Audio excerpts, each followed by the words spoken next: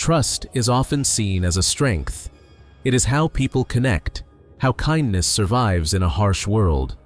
But sometimes, trust becomes the very thing that leads someone into danger. On a warm summer night in 2016, a young woman who believed in kindness and human connection placed her trust where she never should have. Within seconds, that trust would cost her life. Christina Grimmie was not just a singer. She was a symbol of the internet generation that grew up sharing talent freely and connecting deeply with strangers online. Rising to fame through YouTube, Christina built a loyal fan base that admired her voice, her humility, and her genuine warmth. She spoke openly with fans, responded to messages, and treated supporters not as strangers, but as people she truly cared about. To Christina, fans were not a threat. They were family. As her career grew, Christina remained approachable. Even after appearing on national television and gaining mainstream recognition, she refused to distance herself from the people who supported her. Meet and greets were never rushed. Smiles were never forced. Hugs were freely given. She believed kindness was always the right choice, even in a world that often rewards caution over trust. But far away from the spotlight, something dark was forming.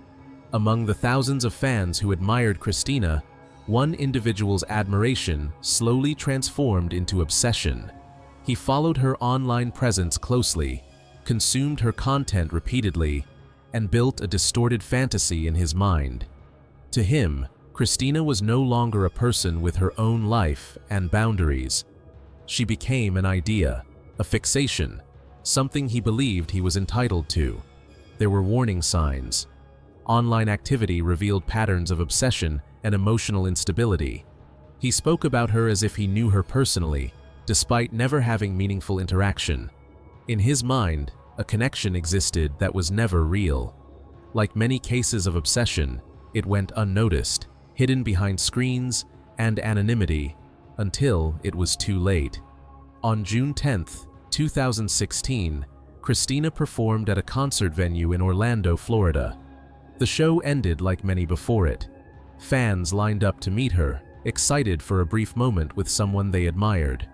Christina stood calmly, smiling, greeting each person with the same warmth she always showed. There was no fear in her body language, no hesitation. This was routine. This was trust. Then the obsessed fan stepped forward. Within moments, he pulled out a weapon and opened fire at close range. The attack was sudden and shocking. Panic erupted instantly. Screams filled the venue. Christina collapsed as chaos unfolded around her. Her brother, who was nearby, rushed toward her without hesitation, tackling the attacker in an attempt to stop the violence. Christina was rushed to the hospital in critical condition. Doctors worked desperately to save her life.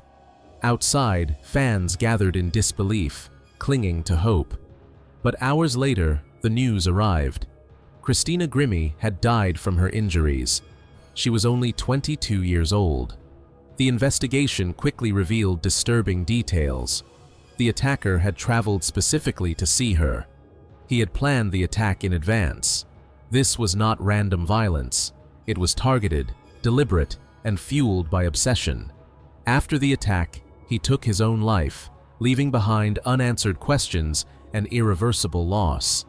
The aftermath was devastating. Christina's family was shattered.